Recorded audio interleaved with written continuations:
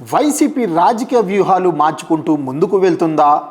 ఈసారి జగన్మోహన్ రెడ్డి గారు 2.0 ఎలా ఉండబోతుంది అని చెప్పి అందరూ ఎదురు చూస్తున్నారు. జగన్మోహన్ రెడ్డి గారు కూడా గతంలో ఏమైనా తప్పిదాలు జరిగినాయా, లేదా రాజకీయ నాయకులకు సరైన పదవి ఇవ్వకపోగా కొంతమంది బయటకు వెళ్ళిన వాళ్ళని అందరినీ కలుపుకుంటూ ముందుకు వెళ్ళే పనిలో ఉన్నారు జగన్మోహన్ రెడ్డి గారు. అయితే ఇప్పుడు రీసెంట్గా చూసుకుంటే ఒంగోలు జిల్లాలో కొంతమంది రాజకీయ నాయకులు వాళ్ళకి పదవులు ఇవ్వలేదని చెప్పి వేరే పార్టీలోకి వెళ్ళడం, లేదా ఇండిపెండెంట్గా ఉండడం, అలా కొంతమంది విడిపోవడం జరిగింది. అయితే ఇప్పుడు అక్కడ బలోపేతం చేసే పనిలో ఉన్నారు జగన్మోహన్ రెడ్డి గారు. ఈరోజు ఒంగోలులో కీలక నేతలతో అందరితో భేటీ కాబోతున్నారు జగన్మోహన్ రెడ్డి గారు.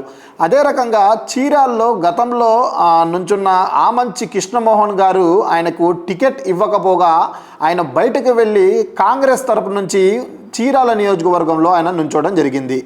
ఆ టికెట్ కన్నం బలరాం వాళ్ళ తనయుడైన కన్నం వెంకటేష్కి ఇవ్వడం అయితే జరిగింది. అయితే ఇక్కడ ఇద్దరు వైసీపీ నాయకులు కాబట్టి ఇక్కడ ఓట్లు చీలిపోవడం జరగడంతో అక్కడ చీరాల నియోజకవర్గంలో టీడీపీ భారీ మెజార్టీతో గెలిచింది. అయితే ఇలా కొంతమంది రాజకీయ నాయకుల వల్ల, కొంతమంది నేతల వల్ల ఇక్కడ ఓట్లు అనేవి చీలినాయి. అందుకనే దీని మీద ఎక్కువ దృష్టి పెట్టే పనిలో ఉన్నారు జగన్మోహన్ రెడ్డి గారు కూడా. మొన్న కూడా ఆయన చెప్పడం జరిగింది, ఇప్పుడు నుంచి నేను జిల్లాల వారీగా, నియోజకవర్గాల వారీగా అందరినీ కలుస్తాను, అందరినీ మాట్లాడతాను, వాళ్ళ సమస్యలను తెలుసుకుంటాను అందని చెప్పి జగన్మోహన్ రెడ్డి గారు చెప్పడం జరిగింది. మరి దీనిలో భాగంగానే జగన్మోహన్ రెడ్డి గారు ఈసారి ప్రకాశం జిల్లాలో ఏ విధంగా ముందుకు వెళ్ళిపోతున్నారనేది వేచి చూడాల్సి ఉంది.